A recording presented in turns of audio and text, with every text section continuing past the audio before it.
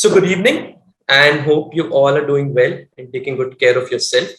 Welcome back to our sixth episode of Master Talk series, where we'll try to understand from our esteemed guest, Mr. Manish Pandya, on the India fixed income investment outlook. Before we start our discussion with Manish, let us quickly look at the key events which have impacted the global and the Indian fixed income markets over the past 18 months. So last year, that is in calendar year 20, on account of COVID-19, globally we had seen long-term bond yields across several major economies fall to a multi-year low. Now, this was primarily driven by one, the central banks ensuring adequate system-level liquidity by resorting to use of conventional and non-conventional or unconventional monetary policy tools, and the second being investors looking for safe haven investments like sovereign bonds, as there were apprehensions over sustainability of economic recovery due to COVID-19. Classic example being the US markets, where we had seen the 10-year benchmark fall from approximately 2% levels in calendar year 19 to a range of 0.6 to 0.8%, which is good 120, 130 bips lower for calendar year 20. Now, as we moved into this year, the first half of the year, we've seen central banks still ensuring adequate liquidity. However, in recent months, primarily Q3 and over the near to medium term, we may look at unwinding of few of these measures. Now, the key factors for such unwinding would be one, the progress that we've seen in vaccination across the globe. Second, being the increasing inflation levels, and lastly, being plan of Fed and other major central banks to reduce or soon reduce the bond buying. That's more on the global side. When you look at India, the trend has been pretty similar to other major global economies, where we have seen, the regulator RBI resort to several unconventional measures such as, LTRO to facilitate monetary transmission and support credit offtake. We've seen targeted LTROs to provide liquidity to, specific sectors and entities wherever there was liquidity stress. We've seen special OMOs or Operation Twist, as well as the regulator giving us explicit forward guidance, which have all helped in easing the financial conditions and resorting to normalcy. Now, while the regulator does continue to provide or maintain an accommodative stance to support growth, however, there are a couple of challenges that we do foresee. One, the increasing inflation levels, as we discussed at a global level. In India, we are also seeing inflation slowly inching on the higher side, and also the plans of the regulator over the medium term to sort of reduce the liquidity, which may have an impact on the 10-year benchmark yields and hence the larger India fixed income market as well. On that note, let's start today's episode of the Master Talk series on the India fixed income investment outlook, powered by Refinitiv, a London Stock Exchange Group company, a leading financial markets infrastructure and data provider in association with Outlook Money. I am Shubham Kalia, your host for the session. I'm the propulsion sales specialist for fixed income at Refinitiv for South Asia market. And today we have with us Mr. Manish Pandya, Senior Fund Manager for Fixed Income at ICICI Prudential Asset Management Company Limited. Let's talk to him, learn from him, and find out his views on the India fixed income market. So Manish, once again, thank you for joining us and a warm welcome to you. Let's start with looking at the global fixed income market to begin with. So in the recent monetary policy from Fed, we've seen them maintaining an accommodative stance. However, they've also highlighted that the economy has progressed when it comes to employment and price stability. And if the progress continues, they may look at moderation in the pace of asset purchase, which currently stands at $120 billion a month.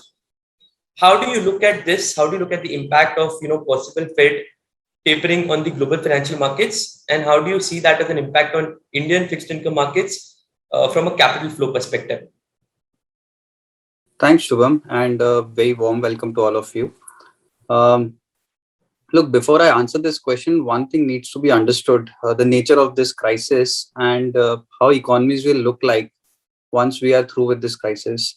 I'm assuming that, the vaccinations would work and, possibly in 6 months' time, the fear of COVID and the impact of COVID will largely be behind us.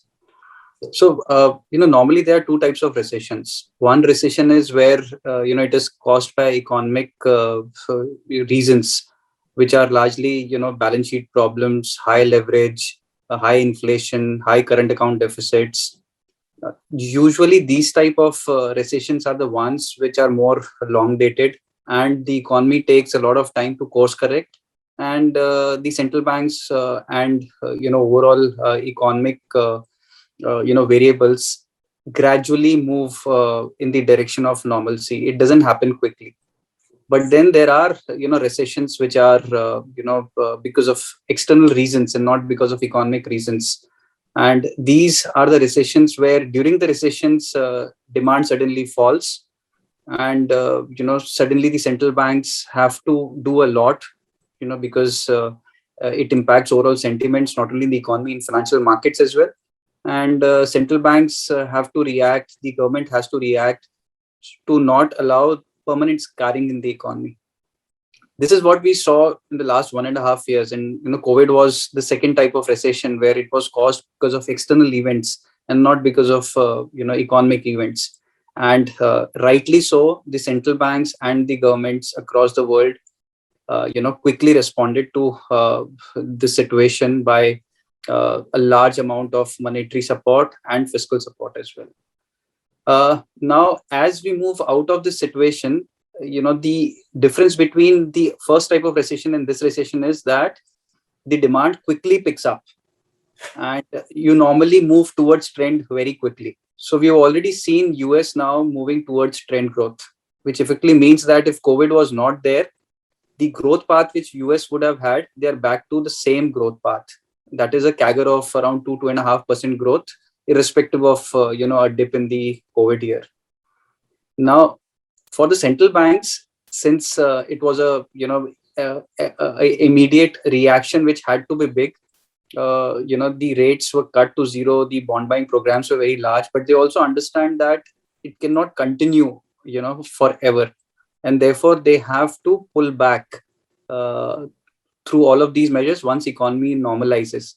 So therefore what Fed has done is, Fed has said that they will start to taper closer to November if everything remains well, and the taper will happen in about the next 8 months after the start.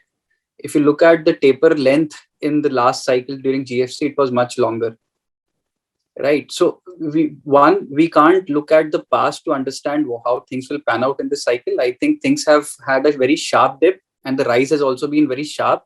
So policy actions also need to be very sharp.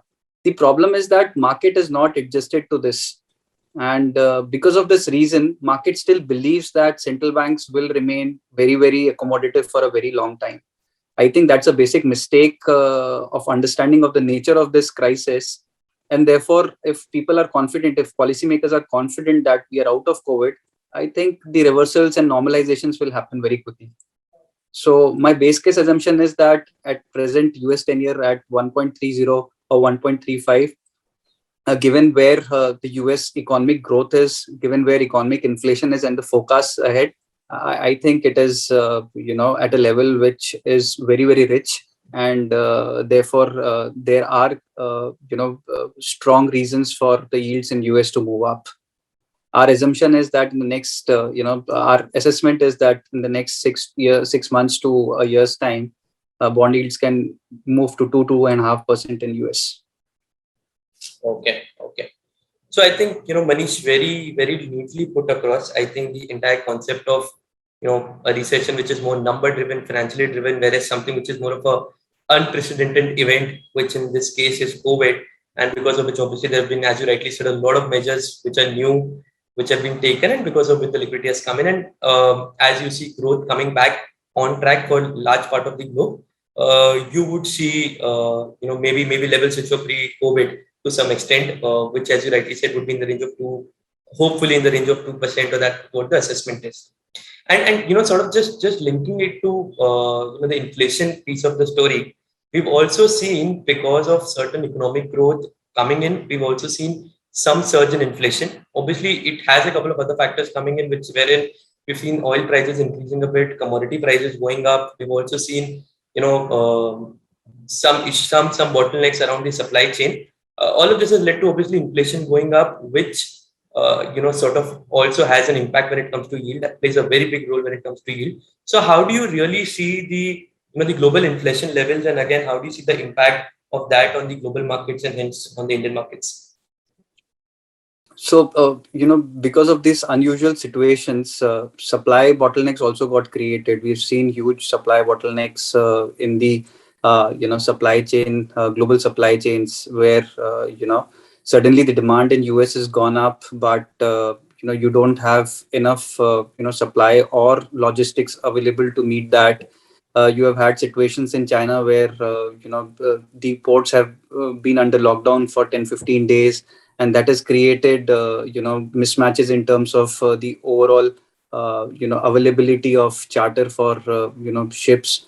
So effectively, some of these idiosyncratic factors have created sudden jump in inflation factors.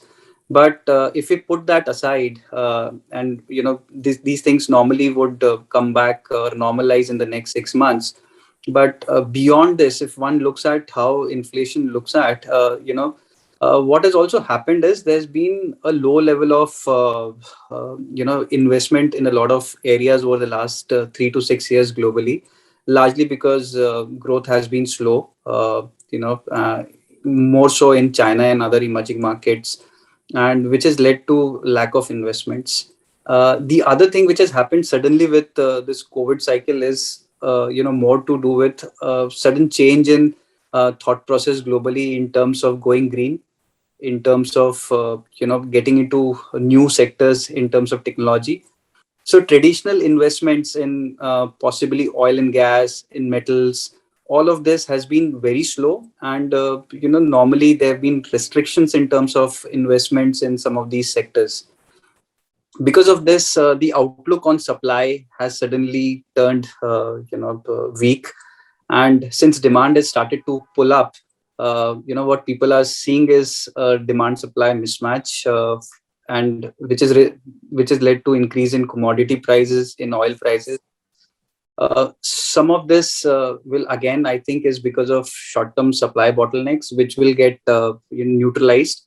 But in some of these areas, the supply can take some time. The green energy solutions may take some time to come up, and because of this supply demand mismatch can continue for a little while. So which can create inflationary impulses.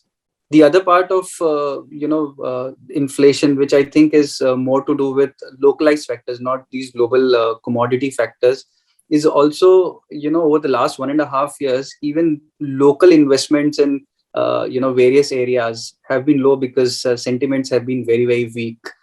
And as I said, in a situation like COVID, the demand can come back very soon. And while you've not invested for 1.5 years, demand will catch up faster than I think supply.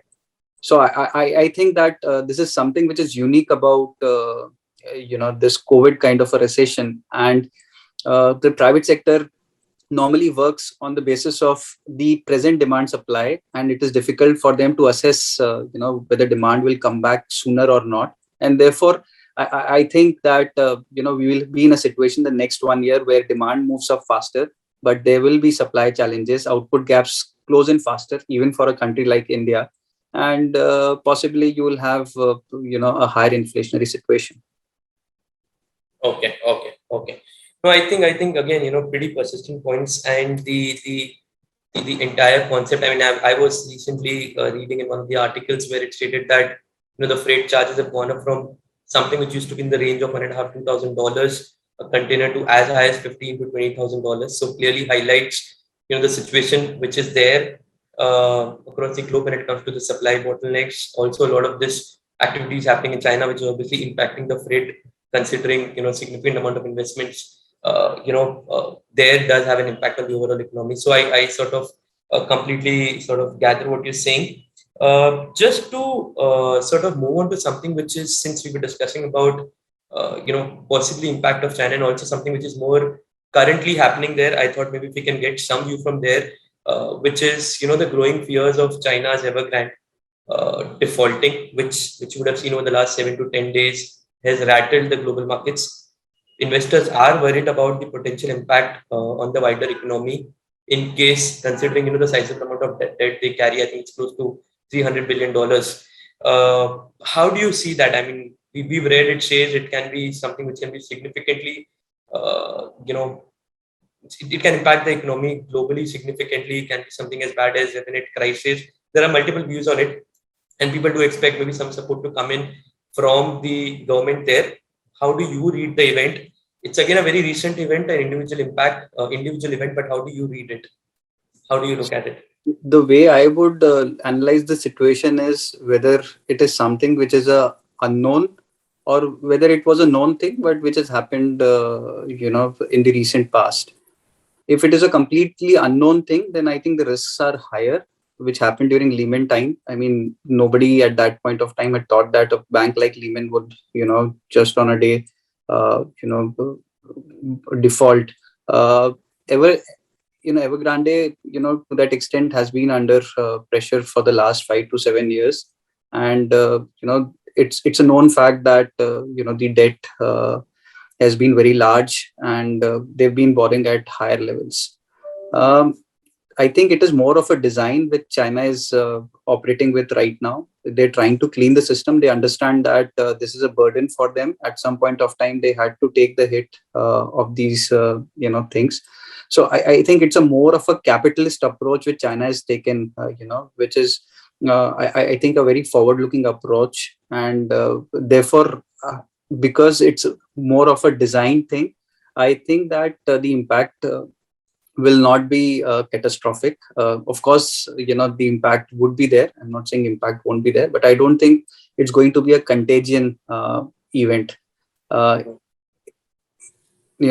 Things will get managed at some stage, but I think the overall idea is that they don't want this debt to have ballooned beyond the point, and they had to ultimately bite the bullet at some point of time.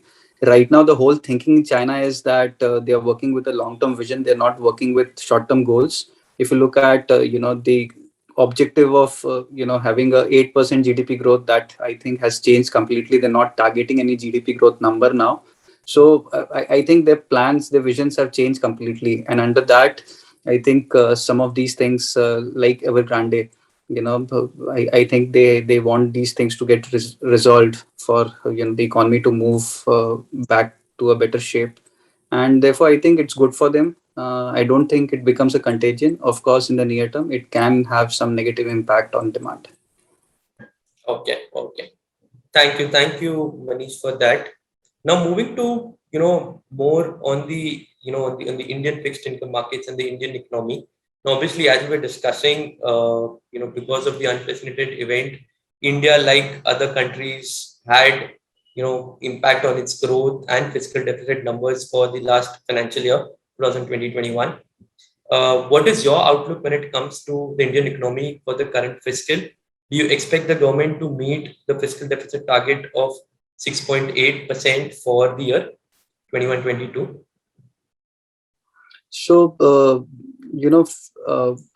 the tax buoyancy in India has been pretty good, given the numbers we have had till July, and the incoming numbers for the advanced tax collections for the September quarter, and the GST numbers till the month of August. I mean, all of them have been very healthy, even though the economy has been growing slower than expectation given the second wave of COVID. The overall buoyancy in tax collection has been higher. I think the government had very conservative estimations as far as their tax revenues were concerned. So that has, definitely positively surprised.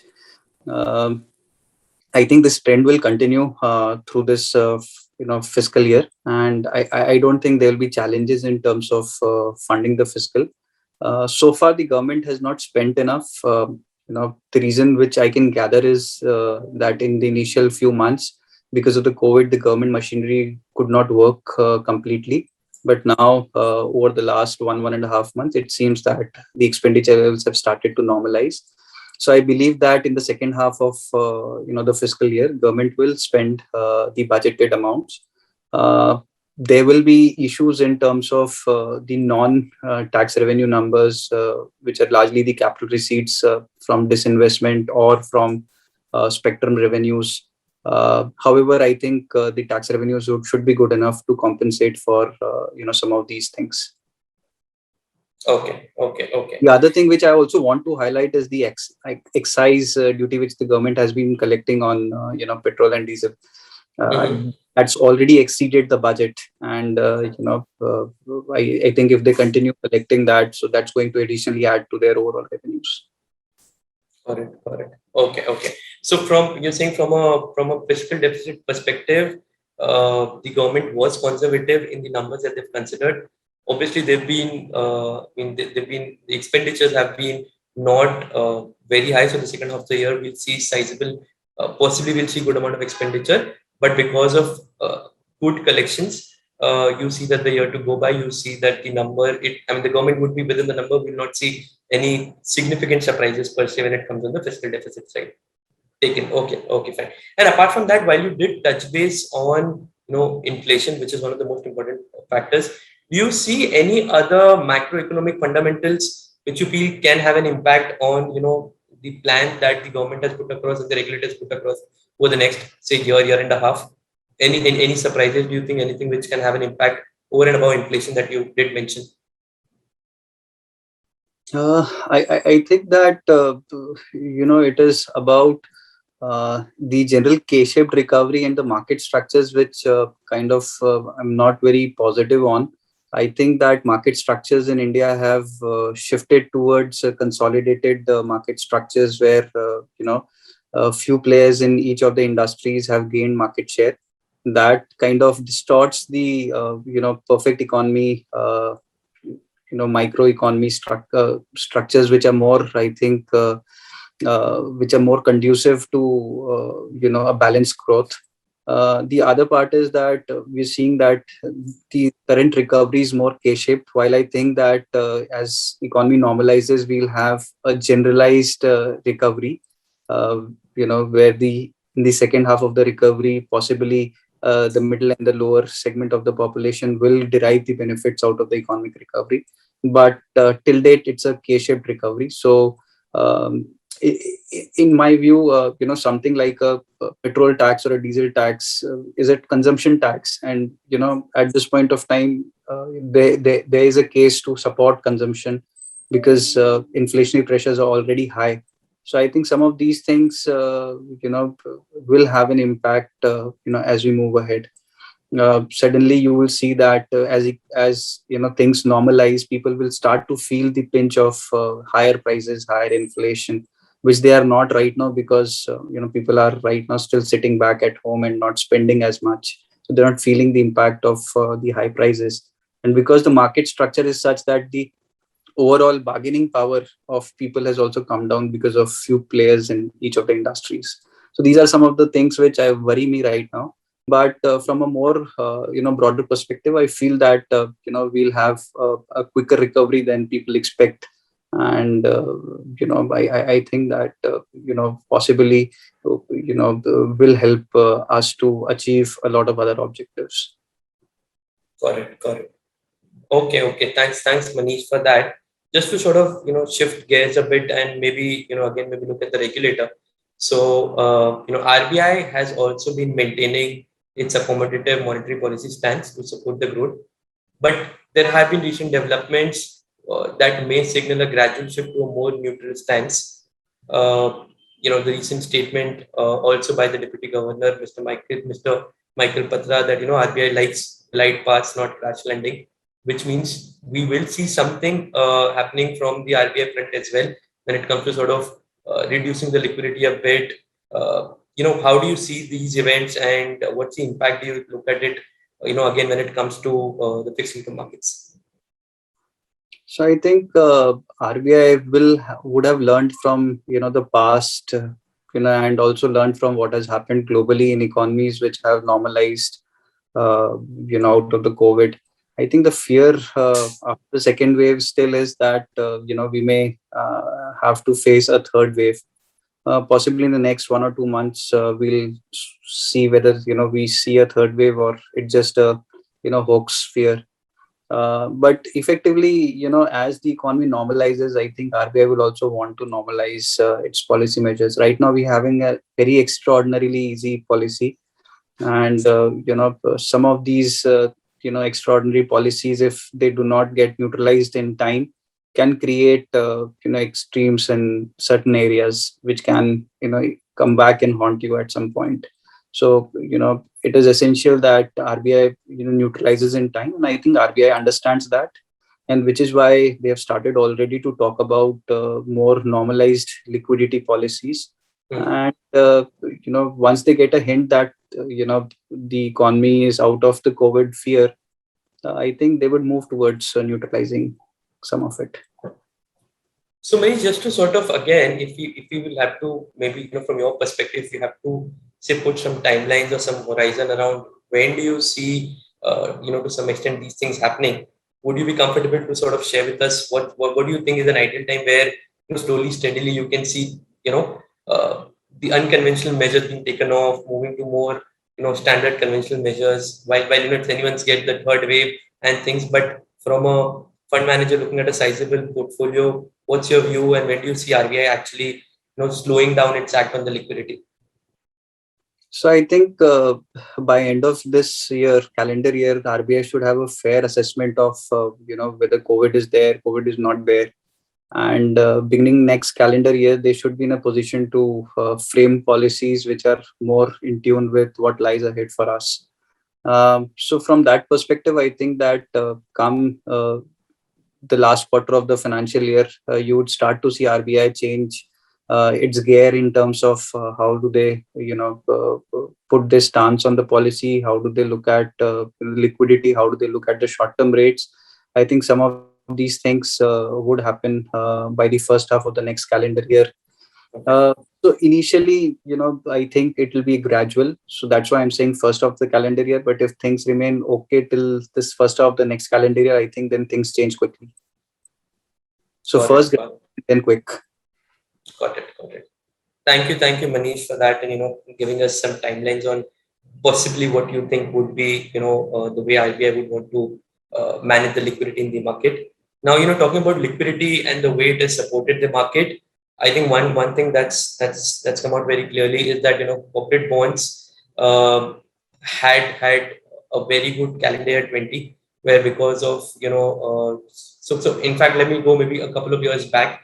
Over the last 5 years, we've seen a lot of ups and downs when it comes to the corporate bond markets. We've seen obviously 17, 18, we've seen defaults from the top notch graded credits, AAA credits, to coming to a year in 20 where we've seen record issuances driven by the liquidity. We saw multiple first time capital market issues and also across rating categories. There were triple Bs, there were A categories. While the amount may not be very high, but we saw a lot of new players entering the capital market, which obviously is always a positive sign for the market overall. This year again, there have been some challenges. There have been questions around credits and business picking up. So how do you look at this entire space from a corporate bond perspective? How do you look at issuances going forward, the spreads, and the possible impact for overall new issuers as well as existing issuers in the market on the corporate side? So I'm very positive on the credit side of the markets. I think that balance sheets have deleveraged enough. I haven't seen additional leverage getting created over the last 2 years. Even the real estate sector has seen massive deleveraging. Over the last 2 to 3 years, some of the NBFCs have gone through the deleveraging process. So I think that post ILFS period, people have been very conservative. They have largely worked towards ironing out the excesses and the mismatches which they have on their balance sheets. So from that extent, there's no major issue in terms of most of the balance sheets we have right now. And in terms of the cycle, I think we are in a very nascent stage of recovery. There's no over investment in the country right now to worry about some of these factors. So from a cycle perspective as well, I'm very, very positive on the overall credit as an asset class. In terms of pricing, I think that the pricings have become very, very tight. The reason is that over the last 1.5 years, we've seen easy liquidity. Initially last year, when COVID had struck, there was a sudden move towards safety, but slowly and gradually that eased out, and people are willing to take risk. So from that perspective, with so much of easy liquidity and economic activity being so low, credit growth has plummeted over the last 1 year. So you have a lot of money chasing assets, but there are very few assets right now in the market to buy, and which has led to spreads coming down. Even if you look at the banks are flushed with deposits, but credit growth has been slow. So pricing in the banking side has also started to, come down. The NIMs have compressed, and which is the same thing we are seeing in the corporate bond market. I think from a pricing perspective, I think it's not very attractive right now. The spreads are very, very tight. But as I said, as the economy normalizes, I expect these prices or these spreads to normalize again. And I think from a overall long-term cycle perspective, it's a beautiful asset class. We are at the possibly start of the cycle, so I like it a lot. Good. That's really good to hear and pretty positive you're on the entire corporate. I just have a couple of follow-up questions, Manish, on that. I think there were two segments that you did highlight. One was the NBFC, one was real estate. While there were other topics, but I just want to maybe have a couple of questions on either of them. NBFCs, obviously, as you rightly highlighted, there were challenges on the ALM front. NBFCs have worked really hard to sort of avoid the mismatches, go long term wherever the asset side is on the longer side, so liabilities move on that side. Uh, and you did highlight that even the deleverage has happened, or the gearing ratios are within comfort now. Do you see do you see maybe because there's been not sizable growth last year and this year on the lending side? Do you see that to be one of the key reasons where leveraging has gone down? I mean, does it really play a big role? Is one thing I really want to understand, because the growth has not been so high last year and this year. And the second point is on the real estate front, and this very fundamental, something I really want to understand, where we've seen obviously last year Q4 there was a lot of state-driven, central-driven effort to sort of push real estate. But overall, I'm not really sure of the numbers, but overall real estate, I'm assuming in COVID would have taken some hit. But on the flip side, we've seen they also deleverage. So, I mean, how can you maybe throw some light on each of them? That would be really great. So first, I'll take the NBFC question. NBFCs, there are two categories of NBFCs. One, the category of NBFCs which went under trouble during the ILFS times, and then there were category of NBFCs which were backed by large houses and they did not had much funding issues. So the latter NBFCs, they kept on growing. So there were no challenges in terms of their funding structures. Barring the first 3-4 months of the ILFS period, but the second category of NBFCs really had challenges in terms of getting funding from the market, and which effectively resulted in them deleveraging themselves, course correcting themselves. And I think in the last 1.5 years, since some of these NBFCs have corrected themselves in terms of ALMs, in terms of their asset book, they have been slow in terms of increasing the loan book, which effectively has resulted in some of these assets maturing and their ALMs improving. And they've also moved towards better collections. I think that most of these areas have got covered in the last 1.5 years. Whenever you are in a negative sentiment, you generally work towards mending your way rather than pulling yourself up and running faster. So I think this is what has been through these NBFCs. One segment which I still worry about is possibly the microfinance segment, which is still, I think, grappling under issues, because that segment of the population which they cover has been impacted by COVID, and they will be the last to I think recover, given that the initial fiscal support was there, but then the fiscal support has not largely been there for them. So I think that's one area where I would want to be a little more cautious right now. And some segments of the SME sector which has got disrupted because of the COVID. I think again one needs to be a little alert on those areas.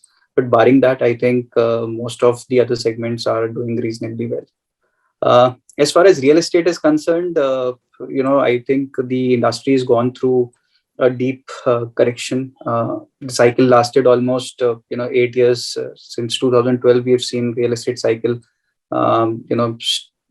peak out and then start to consolidate, get into issues. Uh, into COVID, I think people threw the towel. A lot of assets changed hands at a discount. People were willing to write losses on their books. So some of these things happened in the last 1.5 years. Also, people were sitting on the fence for the last 3 to 4 years, the from the buying side, and we've seen that pent up demand come back to the markets. Effectively, the stamp duty relaxations, other things which happened last year, supported the overall demand on the real estate side. The other part was the interest rates coming down, that reduced loan rates for the housing loans. And typically, if you look at the spread between rental income and the housing loan rates, that's a good indicator of whether the housing prices are expensive or they are not. That's one way of looking at the housing markets. I think that's also worked well for the housing sector. Of late, what we are seeing is that the demand still remains robust. In a lot of geographies. So we think that real estate as a sector possibly has consolidated. It's in a much better shape than it was in the earlier part of the decade, but or the last decade, I would say. And possibly, if the real estate developers don't increase prices too much, which is the mistake they did in the last cycle, I think that we will have a longer real estate cycle now. I think the important thing is to observe is that prices, because as I said, market structures have consolidated. There are only few players now in the market. They should not, keep prices too high. The prices should meet the levels where the actual demand exists. If that happens, I think we'll have a more reasonable real estate cycle going ahead. Thank you, Manish. I think pretty well explained, especially on both the fronts, NBFCs, and the way you could, very cleanly segregate on, NBFCs which are being led by larger groups to NBFCs which did face some trouble last year but got liquidity. And again, the microfinance space, I think we've seen that segment having its own difficulties maybe over the last 5 years with Demon, and then obviously trying to come back to pace, and then, something like COVID having its impacts. And also real estate, I think, yes, a lot of things have favored, as you rightly said, and good to hear that if the prices are at the right price, possibly you'll see that segment also faring well over the medium term. And Manish, this brings me to the last question. Just wanted to get a view, for an investor who's looking to make a fixed income investment with a 3 year plus horizon. What are the debt categories one can consider? So I think there are two categories, or rather three categories, we are very positive on. One category is the credit risk category. I think we're very positive on the credit cycle. As I said, the pricing is tight right now, but as we move ahead over the next 1 year, I think pricings will improve. So effectively, that should generate better returns for the investors. The other category which we like is the floating rate category. As I have explained that possibly we are moving out of the COVID cycle and into a more growth oriented cycle. So interest rates, as they normalize, RBI will start to hike interest rates at some point of time. So given the fact that floating rate bonds take care of those rising interest rate scenario, we like that segment, and we've been pushing that segment. And the third segment is the dynamic bond fund. We have an all season bond fund where we make investments in that fund based on assessment of the current economic situation and the market situation, and therefore it is not run in a particular way. It changes its overall shape and direction in terms of how economy is looking at in the future. So that's another segment we are very positive on. So these are the three categories I think investors can choose for the next 3 years. And I think all the three categories should give decent experience to the investors. No, pretty interesting. I think with floating rate category and the comfort that obviously I could gather previously, and now that you did mention on the credit risk categories, looks pretty interesting. Looks like hopefully the market will open up for more credits as we go forward, and will open up for new, more innovative products in the form of floating rate categories, and we'll see more issuers looking at instruments which are more on the floating rate note. So, thank you, Manish, once again, for providing your detailed insights both on the global front, factors that are impacting the global fixed income market, as well as, Indian fixed income markets, and going very fine into not only the macro piece, but also, touch basing very finely on corporate credits and within the corporate credit segment, such as NBFCs, real estate, and the type of, instruments and, fixed income story that you've shared with us really gives us a lot of insights on the near to medium term horizon as well for the market. With this, we come to an end of today's episode of Master Talk presented by Refinitiv. Thank you so much again for your very insightful session. We hope that our investment community will be largely benefited with today's discussion. Viewers, we hope you've enjoyed our conversation today. If you have any comments, suggestions, or questions, do feel free to write us at letters@outlookmoney.com. Thank you once again, Manish, for your time. Really Thanks. appreciate it. Thanks, Shubham. It was a pleasure to speak to you. Thanks to all the listeners. Thank you so much. Thank you so much. Have a good evening.